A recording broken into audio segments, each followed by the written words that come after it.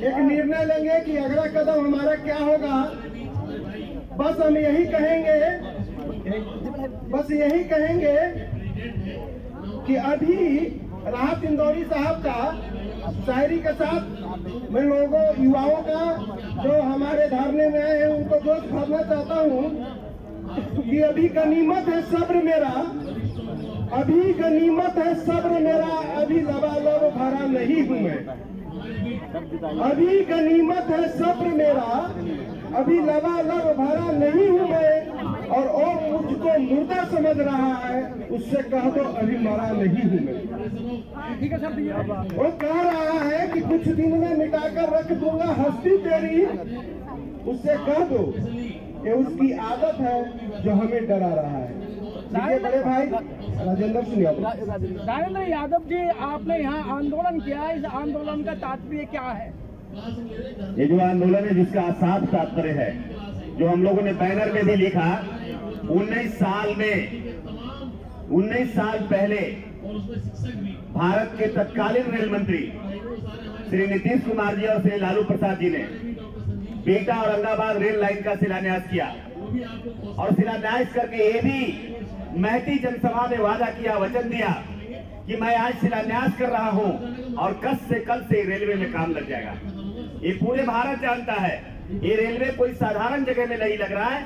ये वो रेलवे है जो कल जब बरकी खड़ाव की घटना हो रही थी, ये रेलवे वहां मांगा जा रहा है जहां 12 हो रहा था। ये रेलवे वहां मांग रहे हैं लोग जहां सेनारी जैसा नरसंहार है, जहां बाफे जैसा नरसंहार है। नक्सलिज्म के आग में जब जल रहा था तब रेल मंत्री जी ने घोषणा किया था जाकर के और वादा किया था, लेकिन आज उतने खून बहने के बाद भी, हजारों खून बह गए, नक्सलियों की इतनी ताकत आगे बढ़ी, लोग घुटना टेक गए प्रशासन के लोग, लेकिन फिर भी 19 साल में आज भी रेलवे का काम चालू नहीं हो सका। आज भी बजट आया है और बजट के बाद भी ढाक के 3 पात वही माहौल है। आप कैसे ले जाएंगे आंदोलन को आगे? नहीं तो हम लोग कोई भीख नहीं मांगने आए, हम इस देश के जिंदा कौम के लोग हैं और जिंदा कौम के लोग 5 साल इंतजार नहीं करता। हम आए हैं भले आज, लेकिन यही लोग हैं जो रेल मंत्रालय में बैठे लोग हैं, रेल मंत्री जी हैं।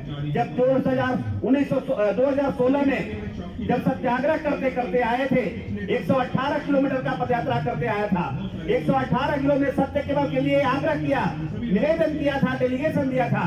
जब नहीं माने तो लगभग 1200 ट्रेनों को बाधित करने का काम किया था।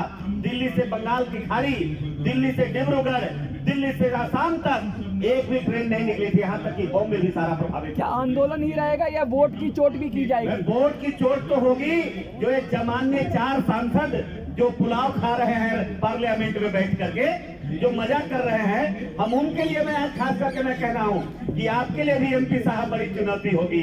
बड़ी बड़ी बातें करके आए थे और जनता ने आपको वोट दिया था, बड़े लंबे समय तक इंतजार किया। यहाँ तो 2 बार 3 बार चुनाव जीत के आने वाले हैं। रामकृपाल जी 2 बार, दूसरी बार यहाँ से पाटलिपुत्रा से चुनाव जीते हैं। महाबली सिंह जी अभी पार्लियामेंट के वहाँ मेंबर है, 3 बार से औरंगाबाद के सांसद है, लगातार सुशील सिंह है।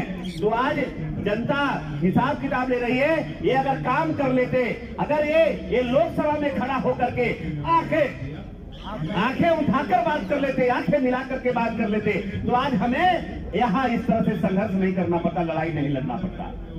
बहुत सारे पॉलिटिकल लोग हैं आपके साथ, समाज सेवी भी हैं, पूरी जगह जगह से लोग आए हुए हैं, समर्थन कर रहे हैं। किस तरह से इसको विस्तार देंगे, क्या योजना है? नहीं, हम लोग तो बिल्कुल चरणबद्ध तरीके से इसको लड़ेंगे। आज ये लड़ाई हम लोग यहाँ शुरुआत किए हैं, जबकि इसके हमारे छोटे भाई अजय जी ने 2004 से ही लगातार लड़ रहे हैं। लगातार पदयात्रा हो रहा है, लगातार प्रदर्शन हो रहा है, लगातार धरना हो रहा है, लगातार रेल रोको आंदोलन हो रहा है। लेकिन अगर इससे भी सरकार नहीं मानेगी तो हम 70 लाख लोग हैं, 70 लाख इस लाइन से लोग प्रभावित हैं। हम 70 लोग अपने स्वाभिमान के लिए, अपने गांव और घर के क्षेत्र के विकास के लिए सड़कों पर उतर के इनसे 4-4 हाथ करेंगे। बिहटा औरंगाबाद रेलवे लाइन संघर्ष समिति क्या संदेश देना चाहेगी जो आसपास के जो लोग हैं जो उससे प्रभावित हो रहे हैं?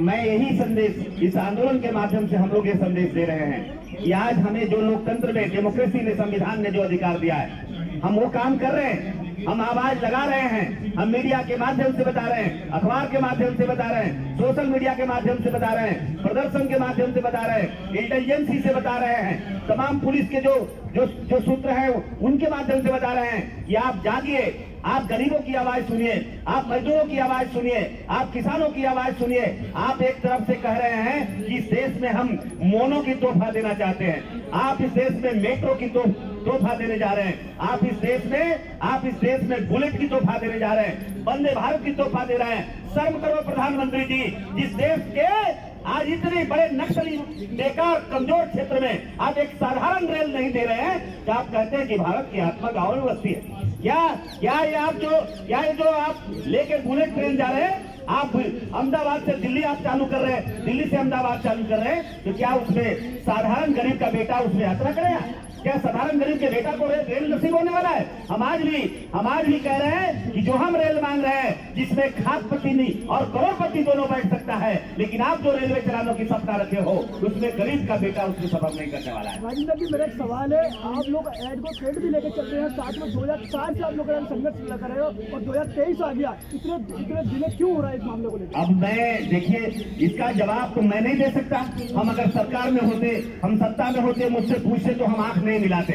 हम आज भी आंखें नहीं चुरा रहे हैं। मैं कायर नहीं हूँ, मैं नकारा नहीं हूँ कि मैं आंखें चुरा रहा हूँ। हम कल भी बोल रहे थे, हम आंखें में आंखें मिलाकर बोल रहे थे, और आज भी हम आंखें में आंखें डालकर बात कर रहे हैं। हम आज भी संघर्ष कर रहे हैं, कल भी संघर्ष किए थे, और आने वाला दिन में भी हम संघर्ष करेंगे। आपके साथ में जो एडवोकेट है, उन्होंने पिटीशन क्यों नहीं लगाई कोर्ट में? हमारे एडवोकेट साहब जो काम करना है कर रहे हैं, लेकिन कोर्ट की हालात आपसे छुट्टी है क्या? क्या कोर्ट की आज फ्रीडम है क्या? आपकी मीडिया का फ्रीडम है क्या? आप मुझे बताइए, अगर एक महीना सरकार के खिलाफ, एक महीना यहाँ पर आप यूट्यूब पर और अपने चैनल पर दिखा दीजिएगा, आपको 31वां दिन चैनल आपको बंद कर दिया जाएगा। आपको छपा है क्या कि न्यायपालिका की स्थिति में भारत के 4 खंभा है, जिसपे डेमोक्रेट खड़ा, लोकतंत्र खड़ा है, वो चारों खंभे को इस प्रधानमंत्री जी ने ध्वस्त कर देने का काम किया है। फिर भी हम आशावादी लोग हैं, आज भी हम बाबा साहब अम्बेडकर के संविधान में विश्वास करते हैं। लड़ेंगे, हम हटेंगे नहीं, लड़ेंगे, जब तक जिएंगे तब तक लड़ेंगे। बहुत बहुत शुक्रिया सर। बोलिए, अगला कदम क्या होगा? अगला कदम होगा इस आंदोलन के बाद। अभी हमारे साथी कन्वीनर आपको संबोधित करेंगे और आपको बताएंगे आपको, लेकिन हम अगला कदम बता रहे हैं। हम इसके बाद गांव-गांव में जन जागरण चलाएंगे। यहाँ तो हम सांकेतिक रूप से आए थे, ये आंदोलन हमारी झांकी है और आगे की लड़ाई अभी बाकी है। साहब को पता लगा लीजिए, ये रेल लाइन एक तारीख थी जो 7.5 घंटा बंद था, 7.5 घंटा 4,500 पुलिस मंगाने के बाद भी हिम्मत न हुई कि 25,000 लोगों को खाली कर दे। लेकिन 25,000 के बदले हम आने वाले दिन में 1 लाख लोग सड़कों पर आकर इनके साथ चाचा, क्योंकि ये भाषा क्या जानते हैं आपको भी अच्छी तरह से पता है। हमारे वक्ता ने भी जो कहा कि आपको 4 दिवस तक पद संभालने थे, वही वाली बात है। रिक्वेस्ट करते जाओ, आग्रह करते जाओ। आग्रह की भाषा ये नहीं जानते, ये चलाने की भाषा जानते हैं, ये नफरत की भाषा जानते हैं, ये तोड़ने की भाषा जानते हैं, ये नुकसान करने की भाषा जानते हैं। तो आज भी मैं कहता हूँ, वफा करोगे, वफा करेंगे, सितम करोगे, सितम करेंगे, प्यार करोगे, प्यार करेंगे, नहीं तो जो तुम करेगा वो हम करेंगे, जो तुम करेगा वो हम करेंगे। बहुत बढ़िया, काटने वाले हैं। बहुत बढ़िया। तो नारिंदर जी, क्या आप सरकार को धमकी दे रहे हैं? सरकार को धमकी? सरकार ही हमारी है, सरकार हमने बनाया है। अगर हमसे नाइंसाफी करेगा, हमसे अगर बेईमानी करेगा, हमसे अगर दगाबाजी करेगा, हम बिल्कुल पीछे नहीं हटने वाले हैं, क्योंकि हम सरकार का एक हिस्सा है। और हमारे कन्वीनर साहब आपको अपनी बात को रखेंगे। 10-11 मिनट का हो गया।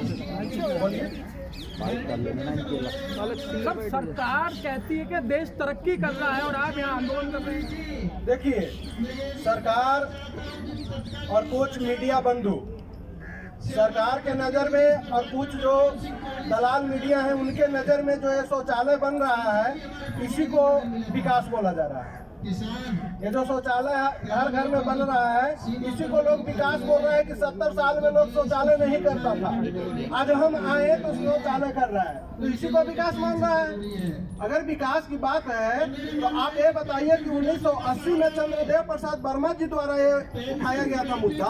2004 में उस समय एनडीए के सरकार में नीतीश कुमार जी रेल मंत्री थे, उनके द्वारा शिलान्यास किया गया। 2007 में माननीय लालू प्रसाद जी द्वारा शिलान्यास किया गया। फिर भी क्यों है ठंडा बस्ता में? विकास कहाँ है? विकास इनके कहने से गुजरात और अहमदाबाद में और दिल्ली में नहीं है ना।